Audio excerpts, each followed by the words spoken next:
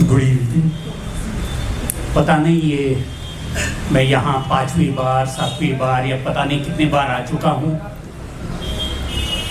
पहले कभी 2-3 वक्त तो मैं ज़रूर आया हूँ नदीम खान के कहने पे कि जब कोई कहीं देश में घटना होती थी तो नदीम खान जब रिपोर्ट अपना बना देते थे कि शिमला में क्या हुआ, जब बुलडोज़र चली तो क्या हुआ, वो ये जो रिपोर्ट्स जो सब वो रिलीज़ करते थे और आप लोग सब आते थे उन रिपोर्ट्स को लेने या पढ़ने। तब मैंने ये नहीं सोचा था कि एक दिन ऐसा भी आ जाएगा कि हम नदीम खान के समर्थन में यहाँ सब शामिल होंगे। और अगर दिल्ली पुलिस की ये जो FIR है तो उसके बारे में अगर टिप्पणी करनी है तो मुझे सिर्फ अकबर इलाहाबादी जो खुद मजिस्ट्रेट थे उनका एक शेर याद आता है कि हम भी करते हैं तो हो जाते हैं बदनाम, वो कत्ल भी करे तो चर्चा नहीं होती। तो वही है दिल्ली पुलिस का मकसद कि वो कत्ल भी करे तो कोई चर्चा ना करे।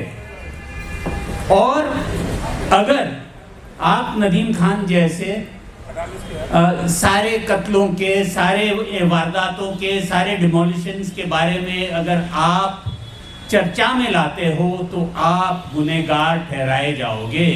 आपके घर पे पुलिस आ जाएगी, आपके भाई के घर जो यहाँ से 2000 किलोमीटर दूर है बंगलौर में, वहाँ भी पुलिस आ जाएगी और आपको उठाने की कोशिश करेगी। हाँ, ये एक शुक्र है कि अब भी हम कुछ लोग हैं खड़े कहने के लिए कि इस देश में संविधान है, इस देश में कानून है और पुलिस की मनमानी नहीं चलेगी और तानाशाही नहीं चलेगी। नदीम के बारे में बहुत सारे लोगों ने बहुत कुछ कहा है, पर मैं आपको ये बताना चाहता हूँ कि नदीम लिंचिंग के केसेस भी लिया है और एक लिंचिंग केस मेरे वहाँ भी ले आया था।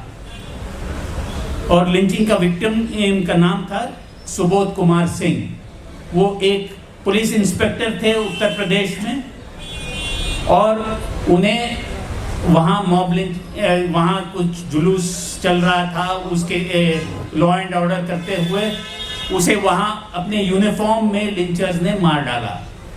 और फिर जब उनको वहाँ के कोर्ट्स ने बेल दिया था और जब उनकी पत्नी के घर के सामने जब जुलूस निकली, जीत की जुलूस निकली, और जब वो सह नहीं पाई तो वो नदीम खान के साथ मेरे वहाँ आई थी और हमने सुप्रीम कोर्ट में जब याचिका डाला था तो सुप्रीम कोर्ट ने वो बेल कैंसिल किया था और आज भी वो लोग अब भी अंदर है और ट्रायल चल रही है।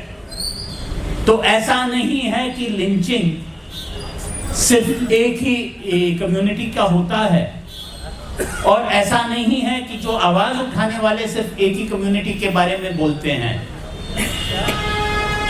लिंचिंग एक failure of law and order है और जब तक हर ऐसे घटना पे कोई विक्टिम का साथ देने वाला नहीं हो, कोई उसे एहसास दिलाने वाला नहीं हो कि जी यहाँ इस देश में एक कानून है, एक कानून व्यवस्था है और कानून व्यवस्था को हम आपके घर ले आएंगे, तब तक इस देश का कोई उद्धार नहीं हो सकता है। और अगर पुलिस और हुक्मरान ये समझती है कि इसके बारे में चर्चा नहीं होनी चाहिए तो हुक्मरान बिल्कुल गलत है।